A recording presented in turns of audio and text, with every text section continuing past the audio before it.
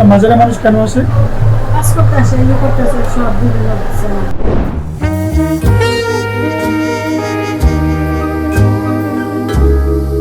কাজ করে কত করে? 400 হোটেল ভাড়া 300 মাঝারের ভিতরে আছে না? মাজারের ভিতরে আছে? হ্যাঁ, বল। এলাকায় ইয়ে করে পবিত্র জায়গা অপবিত্র বানায় এলাকায়। মাজারের প্রবেশপথের আশেপাশে অন্ধকারাচ্ছন্ন স্থানেই বিচরণ করতে দেখা গেল কয়েকজন নারীকে। আশপাশ দিয়ে যাওয়া দর্শনার্থীদের দৃষ্টি আকর্ষণের চেষ্টা করছেন তারা। জানা গেল এসব নারীকে নিয়ে মাজারের জায়গায় গড়ে তোলা একটি আবাসিক হোটেলকে অনৈতিক কাজের আখড়া বানিয়েছে একটি চক্র। ছদ্মবেশে সেখানে থাকা এক নারীর পিছু নিতেই এর সত্যতা মিলল হাতে নাতে। এক যুবকের সঙ্গে কথা শেষে তাকে নিয়েই সেই হোটেলে প্রবেশ করতে দেখা গেল ওই নারীকে।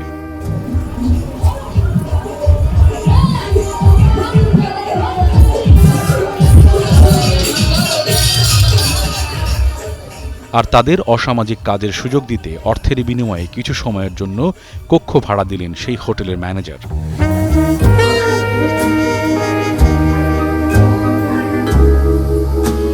একসময় সেই নারীর কথায় উঠে আসে প্রতিনিয়ত এসব মানুষের ভিড় করার কারণ।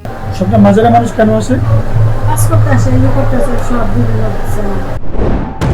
দর্শক, এতটুকু দেখার পর যদি ভেবে থাকেন মাজার প্রাঙ্গণে ঘটা অপরাধে ফিরিস্তি বোধহয় শেষ হয়েছে, তাহলে জেনে রাখুন সেই ভাবনা ভুল। এতক্ষণ আপনারা যা দেখলেন তা ছিল সমুদ্রে ভাসমান বিশাল হিমশৈলের চূড়া মাত্র, যার বড় অংশই ডুবে আছে গভীর জলে। সেগুলোকে তুলে ধরতে চাই আপনাদের সামনে।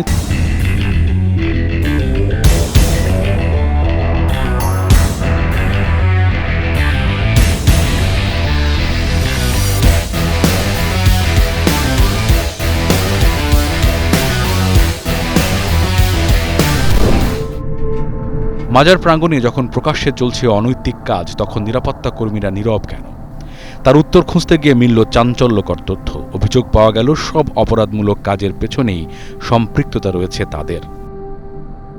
অনুসন্ধানে মিলল এর সত্যতাও।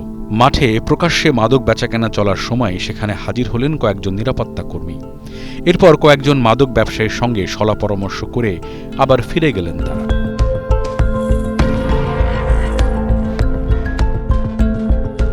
মাজারের নিরাপত্তা কর্মীরা যখন অপরাধের সঙ্গী, তখন পুলিশের ভূমিকা কি সেটা জানতে এবার শাহ আলী থানায় হাজির টিম আন্ডারকভার।